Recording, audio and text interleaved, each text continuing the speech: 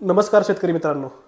आज आपण फुलोरा अवस्थेमधून फळधारणा होण्यासाठी आवश्यक असणाऱ्या महत्त्वाच्या घटकांविषयी माहिती घेणार आहोत. जर आपल्याला चांगल्या प्रकारची फळे मिळायची असतील तर फुलाचं फळांत रूपांतर होणं हे अत्यंत गरजेचं असतं.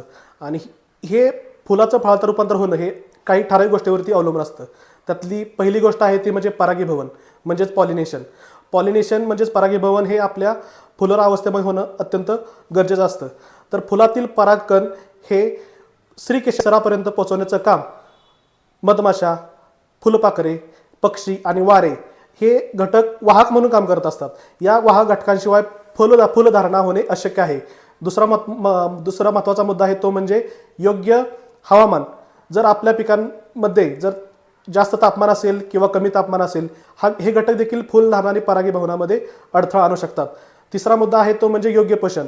आपल्या पिकांचे फळांमधून फुलामध्ये रूपांतर होण्यासाठी पिकांना बोरॉन, स्फुरद आणि पोटॅशियम या अन्नद्रव्यांची महत्त्वाची गरज असते. चौथा मुद्दा आहे तो म्हणजे आपले पाणी व्यवस्थापन. जर आपल्या पिकांमध्ये फुलधारणा आणि फळधारणा या अवस्थेमध्ये योग्य आणि नियमितरित्या पाणी देणं गरजेचं असतं. या कालावधीमध्ये जर पाण्याचा ताण पडला तर फुलगळ होणे आणि कमी आकाराची फळे गळणे ही प्रॉब्लेम आपल्याला जाणवत असतात. त्यामुळे थोडक्यात परागीभवन, योग्य पोषण, योग्य हवामान आणि पाण्याचे योग्य नियोजन हे घटक एकत्रितपणे काम करत असतात. म्हणूनच आपल्याला फुलाचे यशस्वीरित्या फळामध्ये रूपांतर होतं आणि आपल्याला चांगल्या प्रकारचे उत्पादन मिळतं.